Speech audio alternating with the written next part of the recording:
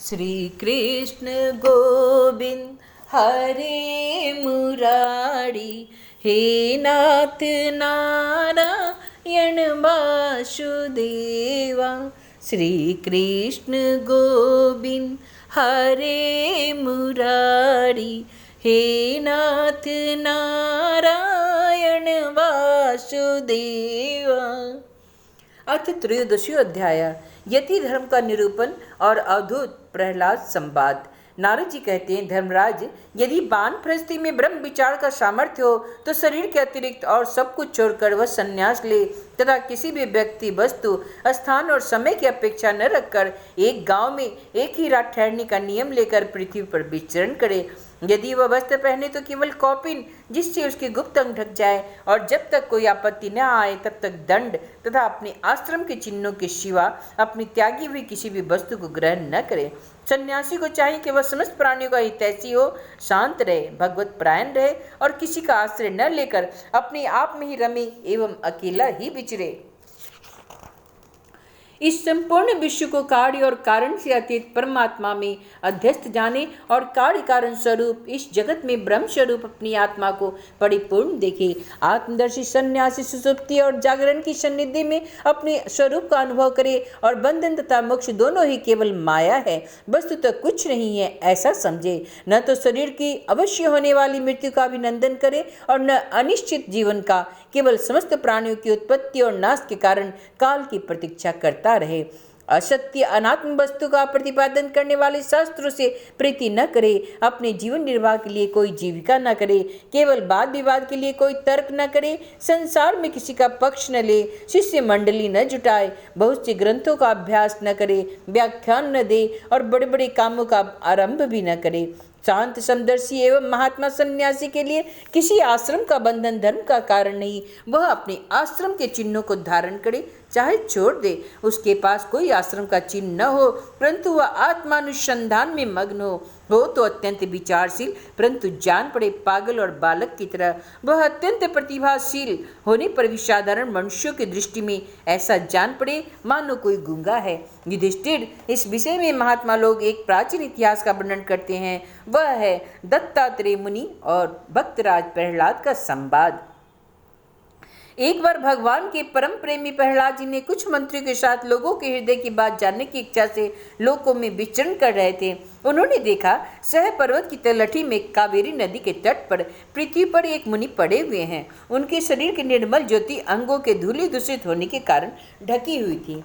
उनके कर्म, आकार, वाणी और वर्ण, आश्रम आदि के चिन्हों से लोग यह नहीं समझ सकते थे कि ये कोई सिद्ध पुरुष है या नहीं। भगवान के परम प्रेमी भक्त प्रहलाद जी ने अपने सिर से उनके चरणों का स्पर्श करके उन्हें प्रणाम किया और विधि पूर्वक उनकी पूजा करके जानने की इच्छा से यह प्रश्न किया, भगवान, आपका शरीर उद्योगी और भोगी पुरुषों के समान हृष्ट पुष्ट है। संसार का यह नियम है कि उद्योग करने वालों को धन मिलता है, धनवानों को भोग प्राप्त होते हैं और भोग्य का ही शरीर हृष्ट पुष्ट होता है और कोई दूसरा कारण तो हो नहीं सकता। भगवान, आप कोई उद्योग तो करते नहीं, यूं ही पड़े रहते हैं, इसलिए आपके पास धन है नहीं, फिर आपको भोग कहाँ से प्राप्त होंगे? हे ब्राह्मण देवता, बिना भोग के आपका यह शरीर इतना हृष्ट पुष्ट कैसे है? यदि हमारे सुनने योग्य हो तो अवश्य बतलाइए। आप विद्वान, समर्थ और चतुर हैं, आपकी बातें बड़ी अद्भुत और बढ़िया होती हैं। ऐसी अवस्था में आप सारे संसार को कर्म करते हुए देखकर भी संभाव में पड़े हुए हैं, इसका कारण क्या है? नारद जी कहते हैं, धर्मराज, जब प्रहलाद जी ने महामुनि दत्तात्रेय जी से इस प्रकार प्रश्न किया तब भी उनकी अमृतमयी वाणी के वशीभूत हो मुस्कुराते हुए बोले। दत्तात्रेय जी ने कहा, दैत्यराज, सभी श्रेष्ठ पुरुष तुम्हारा सम्मान करते हैं। मनुष्य को कर्म की प्रवृत्ति और उनकी निवृत्ति का क्या फल मिलता है, यह बात तुम अपनी ज्ञान दृष्टि से जानते हो। तुम्हारी अनन्य भक्ति के कारण देवादिदेव भगवान नारायण सदा तुम्हारे हृदय में विराजमान रहते हैं और जैसे सूर्य अंधकार को नष्ट कर देते हैं, वैसे ही वे भी तुम्हारे अज्ञान को नष्ट करते रहते हैं। तो भी प्रहलाद, मैंने जैसा कुछ जाना है उसके अनुसार मैं तुम्हारे प्रश्नों का उत्तर देता हूँ, क्योंकि आत्मशुद्धि के अभिलाषियों को तुम्हारा सम्मान अवश्य करना चाहिए। प्रहलाद जी, तृष्णा एक ऐसी वस्तु है जो इच्छा अनुसार भोगों के प्राप्त होने पर भी पूरी नहीं होती। उसी के कारण जन्म मृत्यु के चक्कर में भटकना पड़ता है।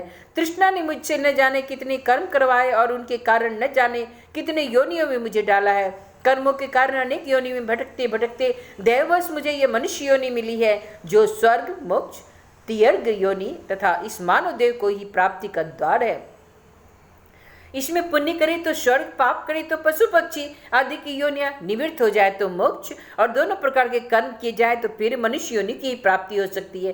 परंतु मैं देखता हूँ संसार के स्त्री पुरुष कर्म तो करते हैं सुख की प्राप्ति और दुख की निवृत्ति के लिए, किंतु उसका फल उल्टा होता है, वे और भी दुख में पड़ जाते हैं। इसलिए मैं तो कर्मों से उपरत हो गया हूँ। सुख की ही आत्मा का स्वरूप है, समस्त चेष्टाओं की निवृत्ति ही उसका शरीर है, उसके प्रकाशित होने का स्थान है। इसलिए समस्त भोगों को मनोराज्य मात्र समझकर मैं अपने प्रारब्ध को भोगता हुआ पड़ा रहता हूँ। मनुष्य अपने सच्चे स्वार्थ अर्थात वास्तविक सुख को अपना स्वरूप ही है भूलकर इस मिथ्या दैत्य को सत्य मानता हुआ अत्यंत भयंकर और विचित्र जन्मों और मृत्युओं में भटकता रहता है। जैसे अज्ञानी मनुष्य जल में उत्पन्न तिनके और शेवार से ढके हुए जल को जल न समझकर जल के लिए मृत तृष्णा की ओर दौड़ता है, वैसे ही आत्मा से भिन्न वस्तु में सुख समझने वाला पुरुष आत्मा को छोड़कर